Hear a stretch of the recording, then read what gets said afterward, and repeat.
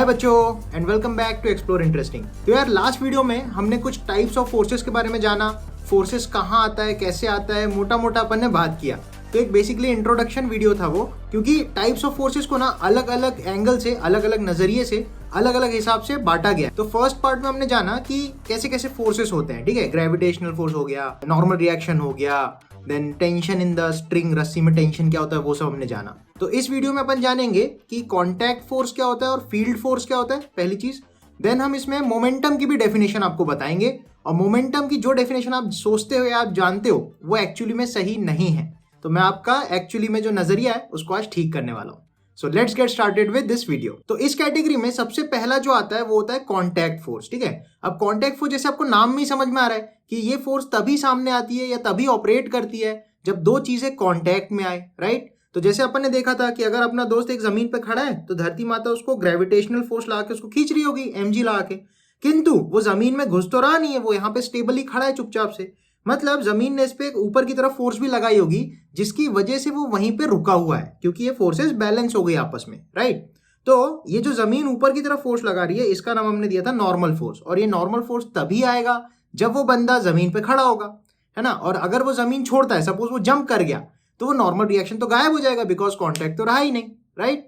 तो अपन बोल सकते हैं ये normal reaction is one of the contact force. Similarly अपन देख सकते हैं अगर एक ब्लॉक रखा हो तो उसके ऊपर भी mg लग रहा होगा और जमीन इस पे एक नॉर्मल फोर्स लगा रही होगी, तो ये नॉर्मल तभी आएगा जब कांटेक्ट होगा, राइट। इसके अलावा अपन देख सकते हैं अगर सपोज एक बॉल को मैंने रस्सी से लटका दिया, ठीक है, और इसके ऊपर धरती माता mg लगा के इसको खींच रही होगी, ग्रेविटेशनल फोर्स लगा के इसको खींच रही होगी, लेकिन ये रस्सी के साथ वहां लटका हुआ है चुपचाप से।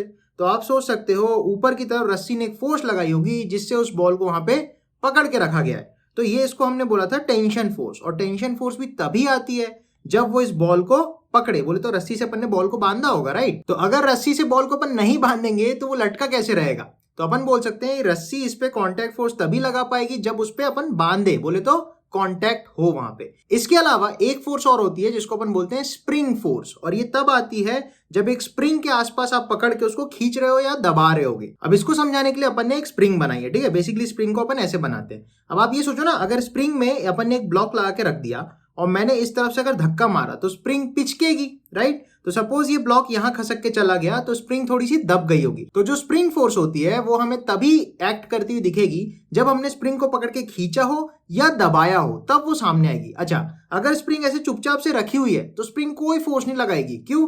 क्योंकि स्प्रिंग में ना दबाव है ना खिंचाव है। तो स्प्रिंग फोर्स के ऊपर अलग से मैं एक वीडियो बनाऊंगा प्रॉपर, जिसमें स्प्रिंग फोर्स कितनी होती है, कैसे निकाल सकते हैं, क्या क्या प्रॉपर्टीज होती है स्प्रिंग की, वो वहां एक्सप्लेन करूंगा। तो बेसिकली कांटेक्ट फोर्सेस के अंदर normal reaction force, tension force, spring force, ये सारी फोर्सेस आती हैं, ठीक है। इसके बाद मूव करते हैं अपने नेक्स्ट कैटेगरी पे। तो नेक्स्ट कैटेगरी आती है फील्ड फोर्सेस। जैसे आप इसका नाम समझ पाते हो, इसका लेना देना कुछ फील्ड से है, ठीक है। अब फील्ड आप ऐसे समझ सकते हो, कोई भी ऑब्जेक्ट, जैसे कोई भी एक बॉडी है उसमें कुछ ना कुछ मास है, ठीक है। उसका मास सपोज हमने बोला कुछ m है। अब हर बॉडी जिसमें मास होती है उसको धरती माता खींचती है अपनी तरफ, ग्रेविटेशनल फोर्स जिसको अपन बोलते हैं, ग्रेविटी लगा के खींचती है। अब ये हो कैसे पाता है? सपोज यहाँ पे धरती है, तो धरती जो है वो अपने आसपास एक फील्ड क्रिएट करती है, बोले तो एक स्फीयर ऑफ इन्फ्लुएंस। ये नाम एक्चुअली माइकल फैराडे ने दिया था।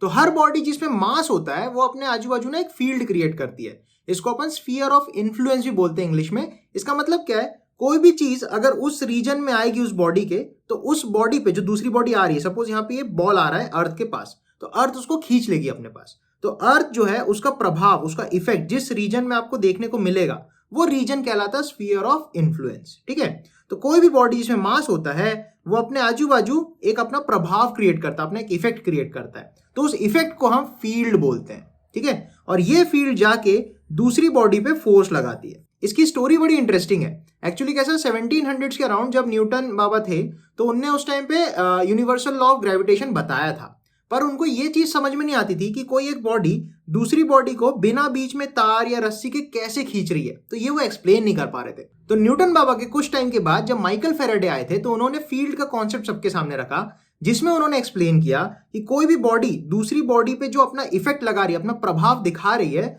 वो फील्ड की वजह से, और ये फील्ड दिखती नहीं है। तो हर बॉडी जिसमें मास होता है वो अपने आजू बाजू एक फील्ड क्रिएट करती है, और ये फील्ड जाके दूसरी बॉडी पे वो इफेक्ट दिखाती है फोर्स वाला। मतलब जो इनविजिबल रस्सी इस बॉल को खींच रही है धरती की तरफ, वो फील्ड से हम एक्सप्लेन कर रहे हैं, वो इनविजिबल रस्सी ही फील्ड है, ठीक है।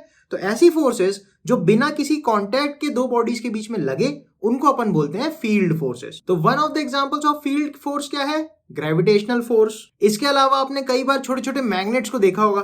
तो जब भी आप दो मैग्नेट्स को लेते हो और उनके सेम पोल्स को एक दूसरे की तरफ करते हो और उनके पास लाने की कोशिश करते हो, तो वो एक्चुअली में रिपेल कर रहे होते हैं। क्या इनके बीच में हमने कोई धागा या कुछ भी लगाया क्या? बिल्कुल नहीं। तो यहाँ पे ये मैग्नेटिक फोर्स जो आ रही है, ये भी फील्ड फोर्स है, बिकॉज यहाँ पे कोई कॉन्टैक्ट की जरूरत ही नहीं है। सिमिलरली आप अगर नॉर्थ और साउथ को लगाओ आसपास ऐसे, तो वो चिपक जाते हैं। तो ऐसा क्यों होता है? बीच में इनके अट्रैक्शन होता है, opposite poles attract each other. तो अगेन यहाँ पे बीच में कोई कॉन्टैक्ट होने की जरूरत ही नहीं है। तो magnetic force is also one of the field forces. इसके बाद जो अपनी थर्ड फील्ड फोर्स आती है वो है अपनी इलेक्ट्रोस्टैटिक फोर्स, राइट। तो इलेक्ट्रोस्टैटिक फोर्स में आपको बेसिक्स तो पता ही होगा कि दो लाइक चार्जेस जो होते हैं वो एक दूसरे को रिपेल करते हैं। अगर मैं दो प्रोटॉन्स को रख दूं तो वो एक दूसरे को रिपेल करके भाग जाएंगे। तो दोनों प्रोटॉन्स एक दूसरे को रिपेल करते हैं, ठीक है। वेयर एज दोनों अपोजिट चार्जेस हो, अगर एक प्रोटॉन हो एक इलेक्ट्रॉन हो, तो दोनों आपस में अट्रैक्ट करते हैं। तो opposite charges attract each other and same charges repel each other. तो अगेन आप सोच सकते हो इनके बीच में कोई रस्सी या कुछ भी लगी तो है ही नहीं, तो ये भी फील्ड फोर्स की कैटेगरी में आता है। तो third example is electrostatic force. तो ये बेसिक कैटेगराइजेशन था कॉन्टैक्ट फोर्सेस का और फील्ड फोर्सेस का, ठीक है। हम धीरे धीरे आगे आगे जैसे बढ़ेंगे तो इन फोर्सेस के बारे में और ज्यादा जानेंगे। और मैं आपसे रिक्वेस्ट करूंगा कि मैंने इलेक्ट्रोस्टैटिक फोर्स के ऊपर एक बहुत बढ़िया वीडियो बना रखा है अपने इलेक्ट्रोस्टैटिक वाली प्लेलिस्ट पे, तो उसको आप जरूर से देखना, बहुत ही इंटरेस्टिंग है। सारे साइंटिस्ट लोगों की स्टोरी वगैरह भी मैंने सुनाई हुई है, तो डेफिनेटली उसको देख के आपको बहुत कुछ बढ़िया सीखने को मिलेगा और इस सब्जेक्ट के प्रति प्यार और जो बोलना चाहिए इंटरेस्ट है वो जागेगा, ठीक है। इसके बाद मूव करते हैं इस वीडियो के सबसे शानदार टॉपिक पे, दैट इज मोमेंटम। तो यार होता ही है कि जब भी मैं किसी से मोमेंटम की डेफिनेशन पूछता हूं तो हर कोई मुझसे बोलता है m/v मोमेंटम होता है, ठीक है। लेकिन क्या आपने कभी मोमेंटम को एक्चुअली में फील किया? क्या आपको एग्जैक्टली मालूम है मोमेंटम होता क्या है? मास इंटू वेलोसिटी तो एक क्वांटिटी है। जैसे मैं अगर बोलूं फोर्स क्या है, तो आप बोलते हो फोर्स तो धक्का हो सकता है, पुश हो सकता है या पुल हो सकता है, खिंचाव हो सकता है। तो हम अगर किसी को धक्का मारे या खींचे तो हम बोलते हैं फोर्स लगाया। ऐसी अगर मैं बोलूं फोर्स कितना लगाया, तो उसके लिए m/a करो, F बराबर ma से आप फोर्स डिफाइन करते हो, ठीक है। लेकिन ऐसी मैं अगर मोमेंटम पूछूं कि भाई मोमेंटम होता क्या है, तो आप m/v बता देते हो। लेकिन आप ये नहीं बताते कि मोमेंटम एग्जैक्टली है क्या, उसकी डेफिनेशन क्या है, वो आप नहीं बताते हो, ठीक है। तो अपन जानना चाहते हैं मोमेंटम एग्जैक्टली है क्या। तो बहुत सारी किताबें देखी, बहुत सारी जगह सर्च किया, अच्छे से पढ़ा, सब देखा। तो अल्टीमेटली जो मोमेंटम की डेफिनेशन अपन को मिलती है वो होती है किसी बॉडी में कितना मोशन कंटेंट है, the amount of motion content in a body is called its momentum. जैसे आप फोर्स को डिफाइन करते हो, फोर्स इज अ पुश और पुल, इसी तरीके से मोमेंटम क्या होता है, किसी बॉडी में कितना मोशन है उसको बताने के लिए हम मोमेंटम यूज करते हैं, और कितना मोशन है वो बताने के लिए मोमेंटम को m/v करके हम लिखते हैं। तो ये हो जाता है अपना मोमेंटम। इसके बाद मोमेंटम को रिप्रेजेंट करने के लिए अपन स्मॉल p का यूज करते हैं। तो momentum is represented by small p। अच्छा, एक इंटरेस्टिंग बात यह है, मोमेंटम बेसिकली आपको मोशन बताता है। अच्छा, मोशन की प्रॉपर डायरेक्शन होती है, मतलब मोशन को बताने के लिए हम वेलोसिटी बताते हैं, एक्सेलरेशन बताते हैं, डिस्प्लेसमेंट बताते हैं। तो ये सारी वेक्टर क्वांटिटीज है, राइट। तो मोमेंटम भी एक वेक्टर क्वांटिटी निकल के आती है, ठीक है। तो इसलिए p के ऊपर हम एक एरो लगा के दिखाते हैं कि मोमेंटम एक वेक्टर क्वांटिटी है and momentum is defined as the motion content in the body, it is given by P equals to m/v। तो यहां पे आप नोटिस करोगे मोमेंटम की डायरेक्शन अगर बतानी हो तो जिस डायरेक्शन में वेलोसिटी वेक्टर होगा बॉडी का, उसी डायरेक्शन में उस बॉडी का मोमेंटम भी होगा। तो मोमेंटम एक्चुअली हमें मदद करने वाला है आगे जाके न्यूटन के फर्स्ट और सेकंड लॉज को डिफाइन करने में। तो नेक्स्ट वीडियो में हम न्यूटन के जो लॉज ऑफ मोशन है उन पे बात करेंगे, वहां पे इस मोमेंटम की हमें जरूरत पड़ेगी। तो आई होप आपको मोमेंटम की जो डेफिनेशन होती है वो प्रॉपर समझ में आई है। और एक एग्जांपल भी आपको बताता हूं फटाफट। तो सपोज एक एग्जांपल है, इसमें अपना एक दोस्त है, वो यहाँ पे साइकिल चला के जा रहा है, ठीक है। उसकी स्पीड है 10 मीटर पर सेकेंड, लेकिन उसका मास जो है वो 60 kg है। तो अगर मैं इस पूरे सिस्टम का मोमेंटम निकालूं तो मोमेंटम निकल के आता है 600 kg मीटर पर सेकेंड, ठीक है। सिमिलरली अगर एक और चीज अपन देखें, अपने पास एक कार है और उसमें पूरी पार्टी जा रही है जिसका टोटल मास जो है वो 6000 kg है, और ये कार भी 10 की ही स्पीड से जा रही है, ठीक है।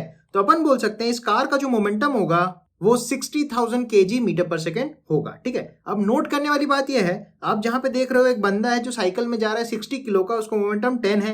एक पूरी की पूरी कार है, इसमें 6000 kg का लोड है और ये 10 की स्पीड से ही जा रही है, पर इनका मोमेंटम बहुत ज्यादा डिफरेंट है। तो आप सोच सकते हो कि एक साइकिल वाले के पास बहुत ज्यादा माल मटेरियल होगा नहीं, बेसिकली उसका मास बहुत कम है। लेकिन ये जो कार है ये पूरी लोडेड है, इसमें बहुत सारा माल मटेरियल है, बहुत सारा मास है। तो इस पूरे मास का स्पीड भले ही सेम है, किंतु मास बहुत ज्यादा है, इसलिए उस पूरे बॉडी के पास मोशन बहुत ज्यादा है। छोटे छोटे छोटे छोटे पार्टिकल सबका मोशन एडअप होके इतना सारा मोशन बन रहा है। वेराज एक साइकिल में कम पार्टिकल्स है, तो उनका जो स्पीड आप मल्टीप्लाई करोगे तो उन सारे पार्टिकल्स का जो मोशन है वो इस नंबर से रिप्रेजेंट किया जा रहा है। तो साइकिल के पास कम मोशन है, कार के पास ज्यादा मोशन है, इवन दो उनकी स्पीड सेम है। तो यहां से आप देख सकते हो स्पीड सेम होने पे भी मास अलग अलग होने पे मोमेंटम अलग होता है। सिमिलरली एक ही बॉडी दो अलग अलग स्पीड पे चले तो भी उसका मोमेंटम अलग हो सकता है। तो यहां से बोलने का सेंस ये है, मोमेंटम हमको ये बता पाता है कि किसी बॉडी में कितना ज्यादा मोशन है। तो अगर बॉडी का मास ज्यादा होगा तो भी मोशन ज्यादा होगा, बॉडी की स्पीड ज्यादा होगी तो भी मोशन ज्यादा होगा। इसलिए आप देखो जब हाई स्पीड पे एक्सीडेंट वगैरह होते हैं तो पूरा एकदम मतलब बचने के चांस नेग्लिजिबल होते हैं और एक्सीडेंट बहुत बुरी तरीके से होता है। वेरा स्पीड कम होने पे मोमेंटम कम रहता है, तो उसमें जो एक्सीडेंट वगैरह होता है इतने क्रूशियल नहीं होते, इतने हजार्डस, इतने डेंजरस नहीं होते। तो नेक्स्ट वीडियो में अपन देखेंगे कि किस तरीके से इस मोशन का उपयोग करके हम फोर्स को डिफाइन करेंगे। ठीक है, तो आई होप आपको इस वीडियो से मोमेंटम और टाइप्स ऑफ फोर्सेस बढ़िया से समझ में आ गया होगा। कोई भी प्रॉब्लम है, कोई भी डाउट है, कोई भी क्वेरी है तो आप डेफिनेटली कमेंट्स में मुझे जरूर बताना। तो जल्दी मिलेंगे अपने अगले वीडियो में। टिल देन सब लोग बढ़िया से पढ़ाई करते रहो और हमेशा खुश रहो। चलो बाय बाय।